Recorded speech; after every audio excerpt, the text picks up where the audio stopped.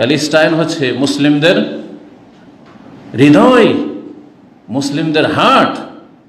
বনি ইসরাইল, ইসরাইল বংশের লোকেরা, ইসরাইল মানে আজকালকার ইসরাইল নয়, যারা ফিলিস্তিন, প্যালেস্টাইন মুসলিমদের দেশ জবরদস্তি গায়ের জোরে দখল করে আছে, মুসলিম উম্মতের ক্ষমতা নেই, সেই জন্য বসে আছে। দান করেন ওয়া আনতুম আ'লাউনা ইন কুনতুম মুমিনিন, তোমরাই ওপরে থাকবে, তোমরাই নেতৃত্ব দেবে। আল্লাহ রাব্বুল আর আসমানি সাহায্য বিজয় নেমে এসেছে ইসলামের ইতিহাসে, আর আসবে সর্বদা ইনশাআল্লাহ। সাহাবী বর্ণনাকারী হচ্ছেন আবু হুরায়রা রাদিয়াল্লাহু আনহু। তিনি বলছেন নবী সাল্লাল্লাহু আলাইহি সাল্লাম থেকে বর্ণনা করে কাল, নবী সাল্লাল্লাহু আলাইহি ওয়াসাল্লাম বলেছেন কানাত বানু ইসরাইল ইয়াগতাসিলুনা উরাতান। বনি ইসরাইল, ইসরাইল বংশের লোকেরা, ইসরাইল মানে আজকালকার ইসরাইল নয়, কারণ আরবরা, আপনারা ইসরাইল বলছেন, আরবরা কি বলে ওটাকে? ইসরাইল বলে। আজকাল ইসরাইল মানে হচ্ছে এই ইসরাইল দেশ, ইসরাইলরা ইহুদিরা বা ইসরাইল ইহুদিরা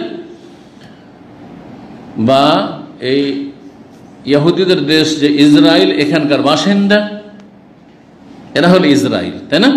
আজকালকার রাজনৈতিক পলিটিক্যাল ভাষায় যারা ফিলিস্তিন, প্যালেস্টাইন মুসলিমদের দেশ জবরদস্তি গায়ের জোরে দখল করে আছে, অন্যান্য বড় যেগুলি কুফরি শক্তি তাদের পৃষ্ঠপোষকতায়, জি, সাময়িক, ইল্লা বিহাবলিম মিনাল্লাহ আহবলিম মিনান নাস, হয় আল্লাহর সাহায্য কারোর সাথে থাকবে, আর না হলে মানুষের সাপোর্টে সাময়িক টিকে আছে।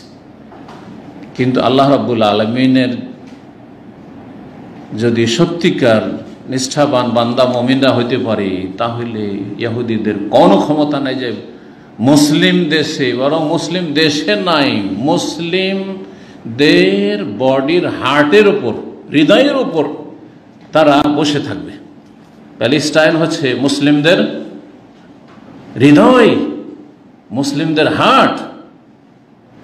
আপনার বুকের উপরে কেউ বসে থাকবে আর আপনার গায়ে ক্ষমতা আছে, এটা হইতে পারে? অসম্ভব কথা। তাহলে বোঝা গেল যে মুসলিম উম্মতের ক্ষমতা নেই, সেই জন্য বসে আছে। ঈমানি ক্ষমতা প্রথম নেই, আর যার ফলে দুনিয়াবি ক্ষমতাও নেই। ঈমানি ক্ষমতা চলে আসলে দুনিয়ার ক্ষমতা যদি অন্যদের তুলনায়, শত্রুদের তুলনায় কমও থাকে, আল্লাহ রাব্বুল আর আসমানি সাহায্য বিজয় নেমে এসেছে ইসলামের ইতিহাসে, আর আসবে সর্বদা ইনশাআল্লাহ। তাহলে আমাদেরকে আগে ঈমানি শক্তি অর্জন করতে হবে। আল্লাহ রাব্বুল আলামিন যেন তৌফিক দান করেন। ওয়া আনতুম আ'লাউনা ইন কুনতুম মুমিনিন, তোমরাই ওপরে থাকবে, তোমরাই নেতৃত্ব দেবে। ইন কুনতুম শর্ত হচ্ছে যদি তোমরা ঈমানদার হও। ঈমানদার মানে জাতিতে মুসলিম আজকালকার লোকেরা বুঝেছে, মুশকিলটা এখানে না। ঈমানদার মানে শিরক মুক্ত ঈমান, কুফরি মুক্ত ঈমান, মাজার পূজা মুক্ত ঈমান, পীর পূজা মুক্ত ঈমান, নাস্তিকতা মুক্ত ঈমান, সেকুলার ইজ মুক্ত ঈমান। জি, সমস্ত রকমের যেগুলো কুফরি পথ আর মত আর মতবাদ আছে সেগুলি মুক্ত ঈমান, মুনাফিকি মুক্ত, কপটতা মুক্ত ঈমান, জি, বিদআত মুক্ত ঈমান। আনতুম আ'লাউনা ইন কুনতুম মুমিনিন। এমন নয় যে একবার ফেরেশতা সেজে যেতে হবে, যা অসম্ভব।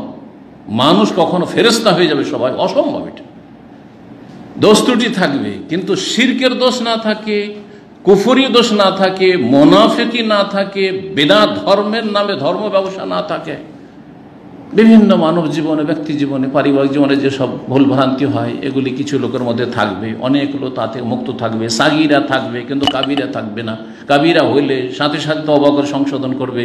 এই গুণগুলি যদি তৈরি হয়ে যায় তো তারাই হচ্ছে আল্লাহর ওপরে থাকবে। আল্লাহ বলছে, জি, এটা হচ্ছে ঈমানদার হওয়া, সত্যি।